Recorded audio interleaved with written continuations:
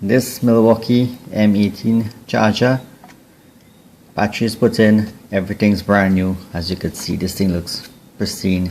Guy who bought it said he bought it from someone who's had it sitting on for a while. This is what's happening. You get it red and green, and pretty much that says red and green batteries basically screwed. So how do we fix this? Let's open it. This has 4 screws, 1, 2, 3, 4. This one's been opened already. This is the second one that came with the device. The screws are still in.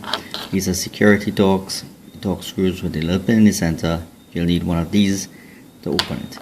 So apart from that, this sticker runs straight across it, so you have to slice the sticker to get it open. Let's have a look inside. I have this on a previous video, so we're not going to get into that again. What is important here is to test each cell. At the stage when this one was open, combined all these cells had 4 volts over them. Much of them had 0.7, 0.8, something around that, which is really negligible voltage. Any charge controller will say cells are dead, so they will not charge. How do we get around that? Next step. This is highly risky, not recommended, definitely not by the manufacturers. This is just what I have come across that works. You take a small charger, something like this. This is putting out probably about 7 volts. It says 6, but it puts out 7 open circuit. Something that cannot push too much power. You connect it, and of course 5 volts is probably good. A cell phone charger is probably the best. This is what I had. So connect that, connect it across each battery in turn. Monitor the batteries. Monitor that and make sure you don't go obviously over your 4.2 volts. You want to get a 3, 3.5, somewhere thereabouts. You want to reach about that state and then move to the next battery and continue until all batteries are well around the same voltage and are clearly above 3.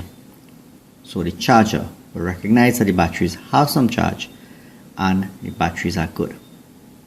But reassemble the battery. In this case, I did not actually put back in the screws. Plug it in, and lo and behold, charger recognizes it and it's charging.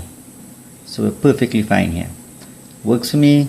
It is a little dangerous, obviously, so do at your own risk. So next step, I'm going to do the same thing with this one and bring both of them back up to life. I forgot to mention a dead giveaway. This is the one that I didn't repair. Is when you press and there is no light, so that indicates it definitely does not have a charge.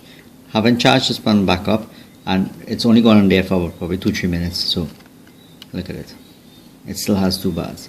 So that's a giveaway. If light doesn't come up, that's a problem. This solution could work. Later we can clearly see light is now fully green, battery is now fully charged. It works. Again though, use at your own risk.